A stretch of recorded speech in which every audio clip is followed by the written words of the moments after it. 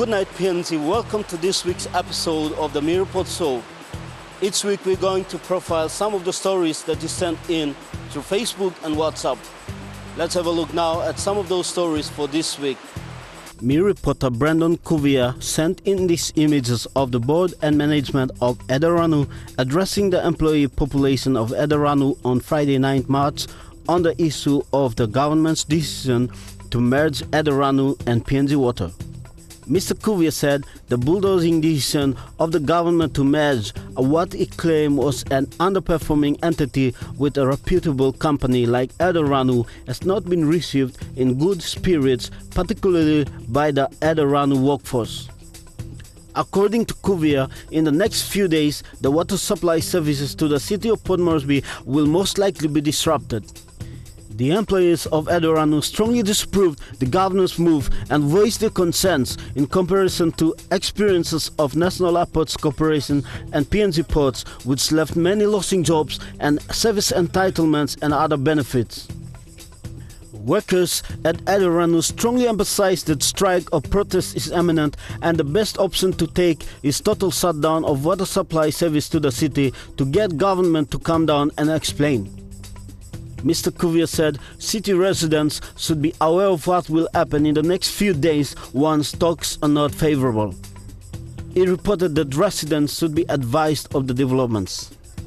The statement says water disruptions were a result of some misunderstanding on the major issues and normalcy has been restored. And we continue with more stories here on Ripot.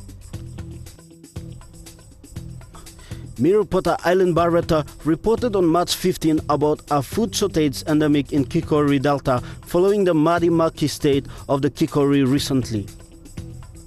Here is what she reported.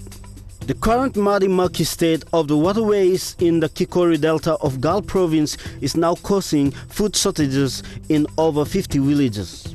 The sago-making communities have now refrained from sources of food and water in fear of being poisoned after dead fish were found along the river with debris from the island's earthquake overflowed into Kikori River. Although specific details of the cause of deaths are still yet to be established, it is believed the deaths are earthquake-related. The people cannot get clean water to make sago and they are unsure if fish, shellfish, prawns and crabs are safe to eat, Mr. Annie said. He also said schools have been closed due to the disaster. Meantime, a committee has been established to work together with the Gal Provincial Disaster Office to coordinate distribution of relief supplies, mainly from donations brought in earlier this week. Also, earlier this month, Aileen reported on Ripot of the debris from southern islands flowing down Kikori River. She also sent images of dead fish seen along the river banks and reported that strong warnings have been given out to communities along the Kikori River not to drink fish or worse because the river has shown signs of contamination. And this brings us to the end of this week's episode of the Ripot Show. If you would like to contribute to next week's show, then you can do so by liking the Ripot Facebook page and inbox directly, or you can send your pictures and videos to 70252072 on WhatsApp, or you can email to mirepot@emtv.com.pg. Until then, see you next time.